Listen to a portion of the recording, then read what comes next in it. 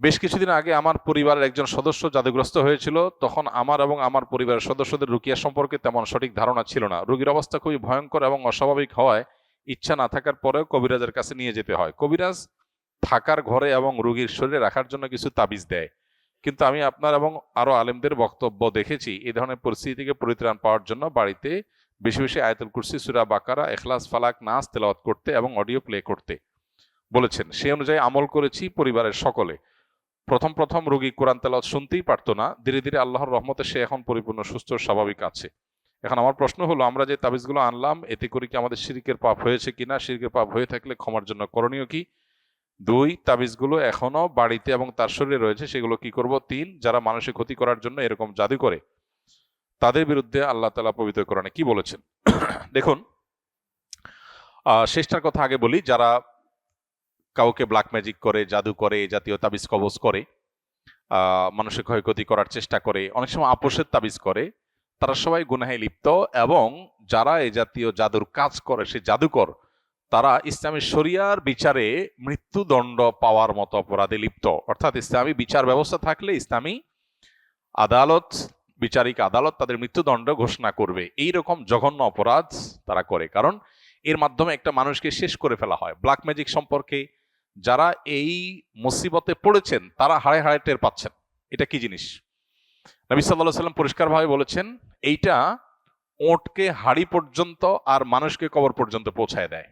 Black magic বা কালো জাদু, এটার ফলে ওটের মধ্যে যদি বদনজর লাগে অথবা ব্ল্যাক ম্যাজিক লাগে, এই বদনজর, ব্ল্যাক ম্যাজিক, এগুলো ওটকে অসুস্থ করতে করতে একটা সময় এমন পর্যায়ে নিয়ে যায় যে জবে করে তাকে খেয়ে ফেলতে হয়, হাড়ি পর্যন্ত চলে যায়, বাঁচার অবস্থা থাকে না।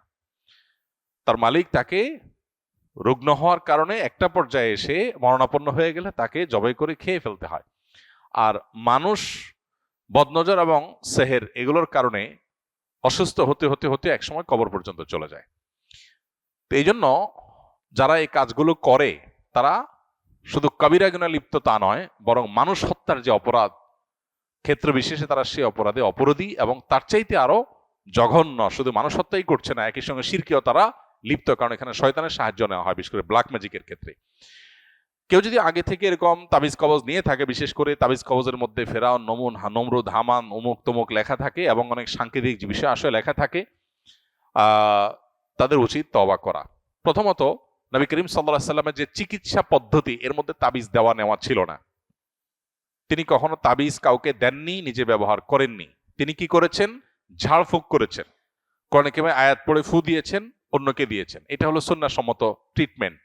অতএব আপনার আগের যেগুলো আছে তাবিজ, সেগুলোকে আপনি নষ্ট করে ফেলবেন, ডেস্ট্রয় করে ফেলবেন ইনশাআল্লাহ। আর ইতিপূর্বে যে করা ভুল, কবিরাজের কাছে আপনি গিয়েছেন, ভুল ভাল কাজ করেছেন, সেজন্য আল্লাহর কাছে তওবা করবেন, সংকল্প করবেন, ইনশাআল্লাহ আশা করি যে আল্লাহ তাআলা আপনাকে মাফ করবেন। আর এখানে আপনার বক্তব্য থেকে বোঝা গেল যে যারা সেহের সম্পর্কে ধারণা রাখে না, তারা যদি সত্যানুসন্ধানের দৃষ্টিতে খোঁজার চেষ্টা করে তাহলে তারা পথ পেয়ে যাবে। কোরআনে কারিমের তেলাওয়াত করা হলে কিভাবে একজন ব্ল্যাক ম্যাজিকের রোগী ধীরে ধীরে সুস্থ হয়ে ওঠে এবং অস্বাভাবিক পরিবর্তন তার মধ্যে আসে, এটা কোরআনের একটা মুজিজা, অলৌকিকত্ব। মাশাআল্লাহ, এই অলৌকিকত্ব কেউ দেখতে চাইলে তিনি ব্ল্যাক ম্যাজিকের রোগীর উপরে কোরআনের প্রভাব দেখতে পারেন।